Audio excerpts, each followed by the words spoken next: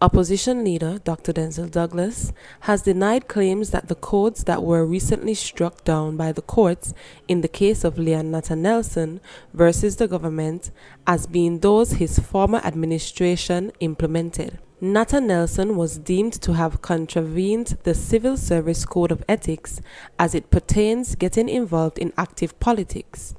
But the court essentially ruled that government can restrict public servants from becoming involved in politics, but those restrictions have to be consistent with the Constitution of St. Kitts and Nevis.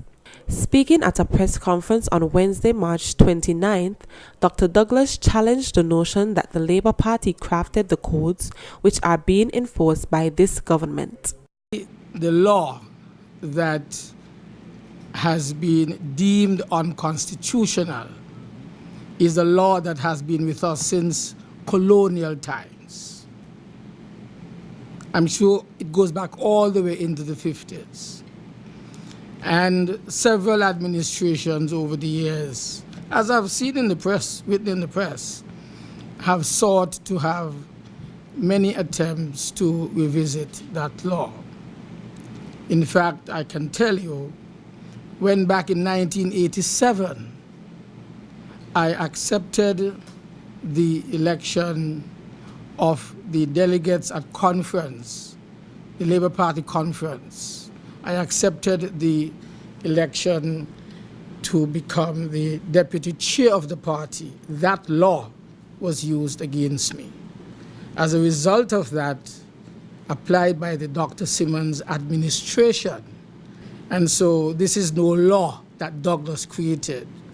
Douglas says his government revisited the act in 2014 and brought a version before the National Assembly. The opposition leader was supported by his deputy leader, the Honorable Marcella Liburd. This new law now says there are no restrictions.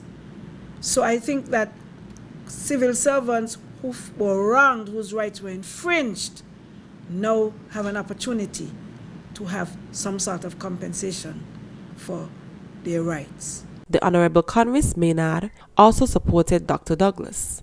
There is no law that prohibits what happened with the Dr. Douglas case.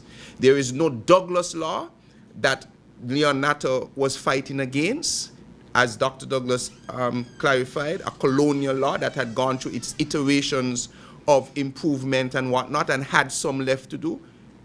This government is all about deception, total, rampant deception, and we have had enough. I am Chiari Morton for SKN Newsline.